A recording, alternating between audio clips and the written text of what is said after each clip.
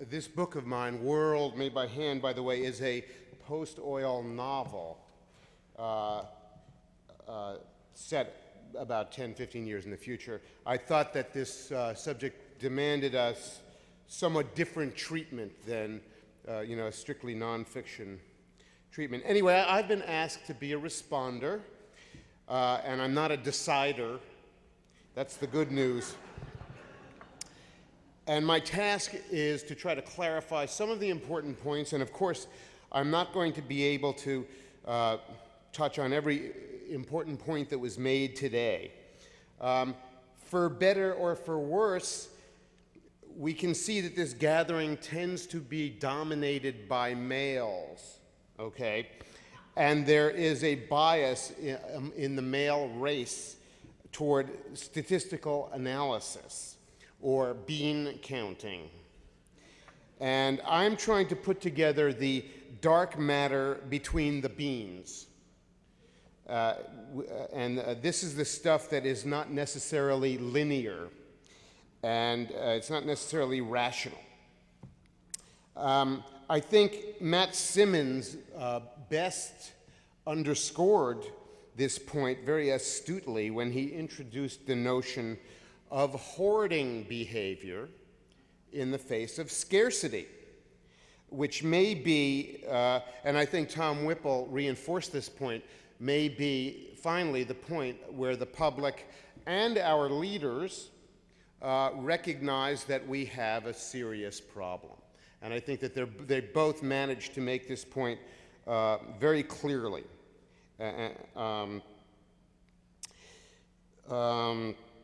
Jeffrey Brown has made a great contribution to the whole discussion of peak oil by introducing this extremely important and previously unrecognized idea that declining export rates will accelerate the instability of the oil market behavior and hence will greatly affect the allocation of oil around the world and among the nations who are contesting for it. The coming international global export crisis is completely off the radar screen of the American media and certainly of the public too, and it is terribly important. And a word about the media. By the way, I couldn't fail to notice when I happened to be in the hotel room looking at CNBC at about 2:30, oil, or CNN, oil was at $89.47, and for 15 minutes, the only story on television was the rapist guy who videotaped the 3-year-old girl. That's all we're paying attention to in America. And something I think needs to be said about what is going on with the failure in the media. And I've said this to several people who asked me in the course of this conference. People also who read my stuff know that I'm fond of saying that I'm allergic to conspiracy theories. I don't believe there is any conspiracy among the leaders of the media to keep the American public in the dark. Dick Cheney does not go and hold a gun to Mr. Sulzberger's head. But for 3 weeks after oil went over $80 a barrel, the New York Times did not run one story in the Sunday business section about oil. And what we're seeing in America is not only, and my friends spend all their time wringing their hands about George Bush. But what we're seeing in our country is a comprehensive failure of leadership at all levels in all sectors. Certainly a failure of leadership in politics, but also a failure of leadership in business, failure to recognize reality, failure of leadership in the media, failure of leadership in education, failure of leadership in the environmental movement, which, believe it or not, the environmental movement is leading the charge to focus America's attention on how we're going to continue running all our cars. Only they want to do it with Priuses. That's the only difference. And it's desperately important that we change the subject.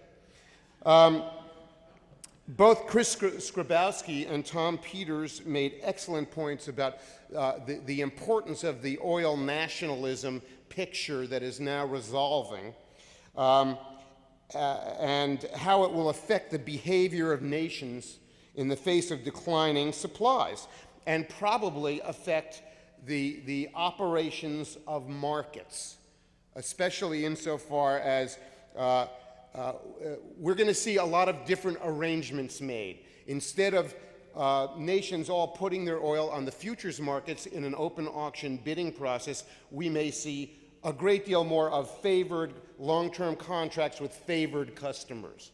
That's assuming that the world remains relatively placid and that the contest for petroleum does not generate real military conflict.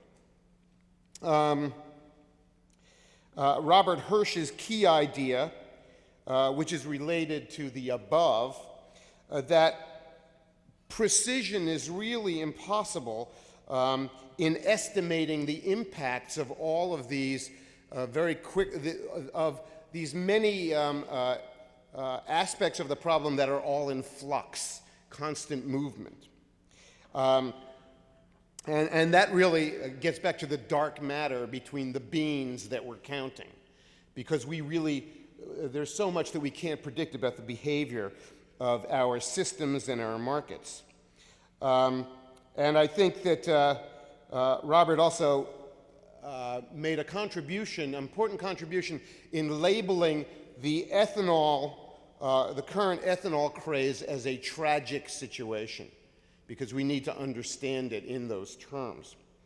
Vince Matthews' very important point that we face scarcity issues with a broad range of resources, not just petroleum, but many of the minerals and other resources that are going to affect people's fantasies about continuing to run the stuff we run by other means, especially solar, wind. The general public has no idea how exotic the processes and materials are that go into things like solar cells and wind turbines, and they're probably going to be very disappointed about what these things can do for us. Scott Pugh, I think, performed a really important service in opening the discussion about nuclear, because wherever you stand on nuclear, one thing is clear. We're not having a discussion about this in America, and we desperately has to come into the political arena. Some things now have to go out of the political arena, and new things have to come in. I'm a registered Democrat, okay? I think it's time, if you're going to have a gender identity breakdown, it's now time to take that out of the political arena and bring in other topics like nuclear energy.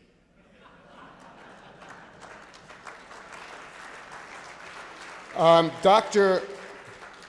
Zikorakis, I think, also did us a service and will do the media a service by continuing to clarify the facts and distill out the fantasies that we're having about alternative fuels and ethanol. And again, I would want to emphasize that I'm not against the idea of alternative fuels, but I am against the idea that we should expect to run Walt Disney World, the interstate highway system, and Walmart on alternative fuels. That is unlikely to happen. We'll probably be disappointed about that. And of course,